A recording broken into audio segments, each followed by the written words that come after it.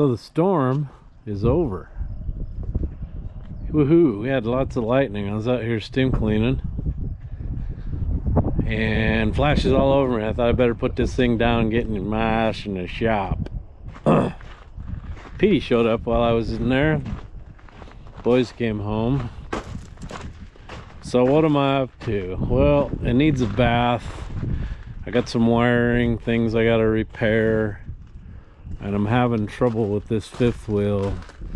So I think Holland calls this an FW070. I think it's a 70,000 pound rated fifth wheel with a 3-inch kingpin. And see, it's a double latch, so you pull that one out and then you pull this one out. And if somebody doesn't come back here sometimes and pull that a little bit farther, it doesn't want to unlatch. Now if you got a lot of weight on the drivers and you got a load on the trailer and you just dump the clutch, she'll come unlatched. But somebody suggested that I steam clean it out good, and I don't really have a fifth wheel pin to adjust it, but right in there is a 1/2 inch Allen head bolt, and that's what you adjust it with. But we may be time to get a kit and get it off of here and rebuild it. But there's something going on here. Maybe that's wore off, or it just needs a little bit more stuff on it to pull it out. I mean, you just got to pull it out a little bit to get it to unlatch. So I don't know, maybe there's some wear in there. I've never taken one of these apart, but I'm gonna take the steam cleaner and degrease it, and I'm gonna make a hell of a mess here. I've already blown the ramps off there. You can see the grease all over the ground. So when I get done, I'm gonna have to take the grader over here and mix it into the gravel, make asphalt out of it.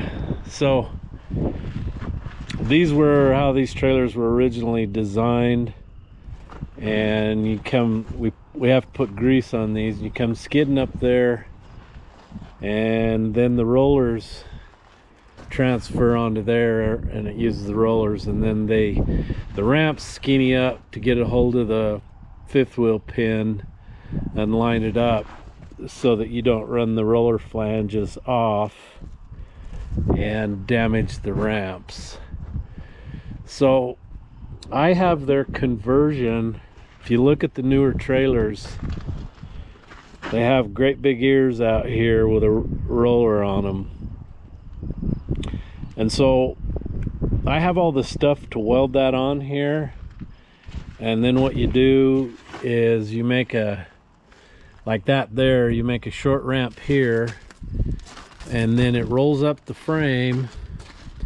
And when it gets into here, you're gonna have to build a little bit of rise to make those rollers catch those. And then you can do away with that, and it would make it much easier to get under the trailer because you're not greasing that. Now the only drawback is, and I talked to Doug Murray about this, I said, this is called an expando Jeep. So there's an air cylinder in here and one up there, and then you can see those slots in the frame, and when you pull the air valve in here, the cylinders will close this up. Now it's damn near next to impossible to change those inside tires with it closed up, but the ears are set up to work with the Jeep closed up. So if I want to run it with the Jeep expanded, I would have to really build this Super Duty. Doug says, well, that doesn't make any sense, and he probably doesn't remember, but maybe they figured that was too much pry, because he said, boy, that's a lot of pry on that right there. I got to figure out something different. I hate these greasy things, because when you gotta pull these tires. You got to unbolt this, pull the pins, and then well, you don't have to pull those, you just got to do that, and you can fold that up and then you can work on that. But one of the drawbacks to that system is there's so much friction there and it pushes so hard that we broke the heck out of these, and we finally plated them with some good iron and then reamed the holes out and put 1-inch cat track bolts in there. There's some old D9 pad bolts that I had, and I put it in there. Now we've had no problem. And I am working on the trailer out here. So far what I've discovered is the kingpins wore out. It's got a bad groove in the back. Kingpin needs changed, and the fifth wheel, I need a jaw kit for it. And in these double latch you get all the parts. You even get the handles because they wear. And so that's my problem, is that this is the locking secondary lock, and the lever's got a round deal on it. Let me see if I can crawl in there and show you. I steam cleaned all this grease off, made a big mess. Had to rake it out with the asphalt rake. It's out there in piles. I'll have to get the grader over here and roll this stuff around, get rid of it, or get it mixed in with the dirt so it don't stick to our feet. Anyway, so this lever, this hole has a lot of wear in it. That piece on that's welded on the rod has a lot of wear on it. It's not square anymore, it's rounded off. This is where the lever goes in here. It's got wear on it. And in order to get unlatched, we just have to pull that, and it has to push that lockjaw out just a little bit farther. So a new kit is 7 to 10 days out. It's $1,500. And then I don't know what the kingpin is. We'll have to cut that all out. So for right now, what I'm going to do to fix this problem, ow, is add some more material to this right here. You can see it's all wore off on the top. So I'll add some, what I'm going to have to do is take that bolt out, and then I can get this out of there and get the lever off. Where here, you can feel it pretty good. And you can see the lip that's built up on this.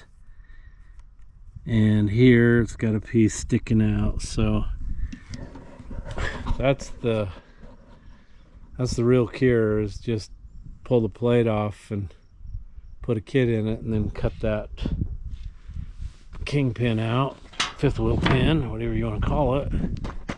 It's got a pretty good groove here on the back side.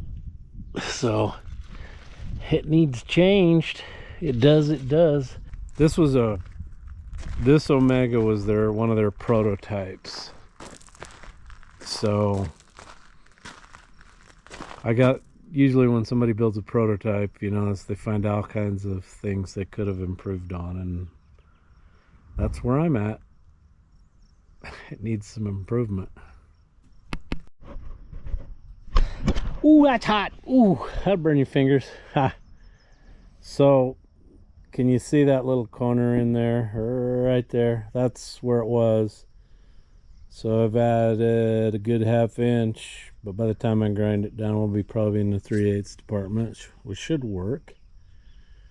So anyway, I had to get out the torch, and that lever would not come out the slot. No way in the world. I don't know how they got it in there unless they beat it with a hammer.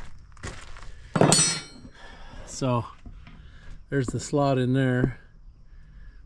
I had to cut a little notch out of the top to get it out. Let's go look at that, and I'm going to show you what that piece looks like. There's some wear on it, but basically what I need is a kit, jaw kit, and the levers and everything. It's just kind of getting worn out after God, what is it? It's an 86 Murray. So what would that be? 37 years old. Whoo, doggies. So this is the secondary release, and you can see there's some wear on it. This side's really bad because that'd be the side you pull to release it. Oh, I gotta get the dang fifth wheel pin, and we'll just have to schedule some time when we're not gonna need the lowboy, because that's gonna be a bunch of gouging. I'll have to get Jake to do that. Man, it's black over there. I think we're gonna get rained on again.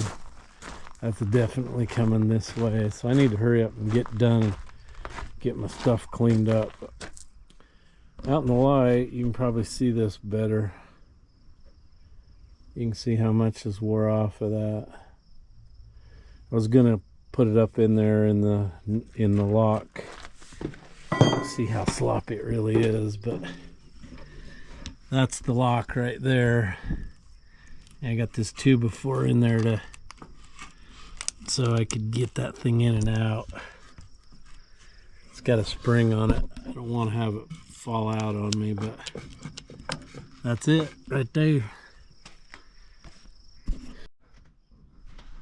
Okay, there's the notch, and I gotta compress that some more to get it in. I gotta come up with a better system than a 2x4 and a survey lath up against it. That just ain't gonna work. Actually should have got under here with the steam cleaner. Still could. Actually, you know what? Why don't I just take that whole thing out and clean it up? Ow! This is a tight fit. Huh? Why don't that come out? Supposed to come out. There we go. So it's not going to come out with that. I'm going to have to see if I can... what am I going to do here? And then this is the notch that deal goes in. And if that's wore, and then that feels pretty good in there. Especially with grease on it. You ever notice that? Things feel better with grease on it? Yeah. My only choice is clean it right there. Love this. Love working on this stuff. Yeah, now how do I turn my camera off?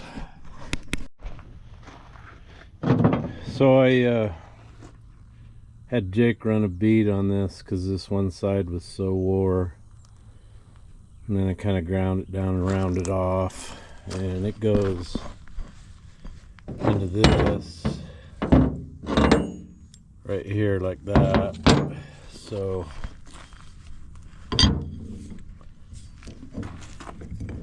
it doesn't hang up.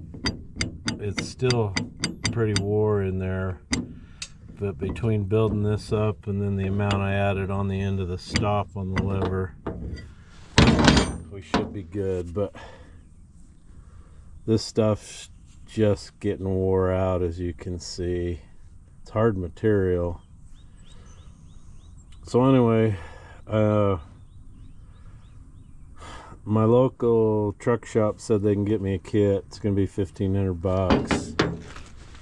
I've seen them on the internet down around $1,100-1,200, but I got to make sure it's Holland stuff. I don't want to buy Chinese stuff, aftermarket stuff. That's the last thing I want on my fifth wheel. Can you imagine what would happen? You're going down the highway with a 9 on and that broke and come uncoupled. No thank you. And then today I'm going to call Murray and see about getting a new pin. So I'll just start getting stuff gathered up and I'll put it together the way it is so we can use it. And then I'll have to take the whole plate off next time and go somewhere out here to steam it off, because I got a grease mess here. Bottom of my boots are covered. Griffey comes out here, he gets it all over his paws and fur. They make this in a 2-inch and a 3.5-inch, but I think the reason Murray went with a 2-inch is because the way their trailers are designed in their neck, I can take the tractor and I can back under that big neck. And if you had a 3.5 pin, it wouldn't go in the truck. So I think that's why they did that. You know, a lot of times I've got into situations where I've got in and unloaded, or, you know, needed to back in, whatever, and I'll just take the Jeep out, drop it, and then back under that neck and get the trailer out. Otherwise, you take the Jeep somewhere, park it with the big neck hanging on there, and then you uncouple the short neck and hook onto the trailer, which is a pain in the neck. It's a pain. Get that? Pain in the neck. And I still get a lot of comments, guys, saying you could haul that 336 without all those axles. Well, no, you can't. Not in Idaho. Not out west. You guys back east have some different bridge law or something. They just want you to have axles. Out here, we got to be spread out. Plus, I think I've mentioned this several times, I pay a 10-mile tax. And for instance, to haul the D9 around, it's 44 cents a mile on 8 axles. If I busted that down and hauled it on less, it quadruples. And so it's in my best interest to haul it on as many axles as I can. And they do that for a reason. They want you to haul it on as many axles as you can get and spread it out. Now, I don't understand how you guys back east get away with the short length, because Formula B, the federal bridge law, I would think it'd apply in every state. Otherwise, they're not going to get state highway funds. That's why I have a trailer like this. That's why these Murray trailers and Cozads and Rackleys and Syberts, and even up in Canada they use Aspens, and they're long. Jeeps, lots of axles. I got this fifth wheel back together. Got the lock back in right there. Anyway, you're not supposed to be able to take that out, but I got it out and back in. It was a pain in the neck. You know, somebody actually made the comment, I think it was on Instagram, that I needed to grease this. I didn't know that. We've been running it dry forever, since I got this trailer in, what, 92? I can't believe that. Why didn't somebody tell me I needed to grease this? Oh well. I think they were serious. There was no funny face. So I'm really stupid. I didn't put no grease on that. Oh, yep, gonna back it under the trailer dry and check how much slop I got. I'm here to tell you, I pushed this jaw all the way up to here, and that one on the back side is wore to hell. So we'll deal with that later, but for right now I gotta get that pushed back. That's a little sticky.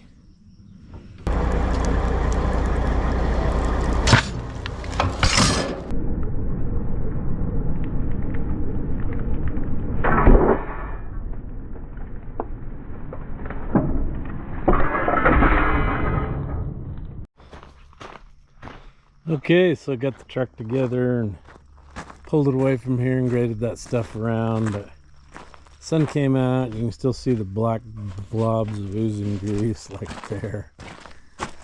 So I've been fixing electrical. I have a lot of problems with these wires to the taillights shaking out, so I got smart and went and got those zip ties that whoever it was sent me, and those things are awesome, man. I love those. Got me some new flags so I can be seen. So I'm gonna go in the house, work on a video. She's pretty much ready to go. I just need to grease everything. Check the air in the tires. That should take me all day tomorrow too. The boys say, "What are you doing?" I just say, "Oh, I just worked myself ragged, kids, and just worked and worked and worked on that thing." It's hard work. Anyway, it's trailer and truck are one of those things that get neglected quite a bit. You just go and go and go till it gets to the point where you can't anymore. So you got to break down and start fixing stuff. So that's what I did today. I fixed stuff. Going around making sure I got everything cleaned up. Make sure I shut all the door. No, I left that one open. Looks like we got another thunderstorm coming. So I'll get that shut.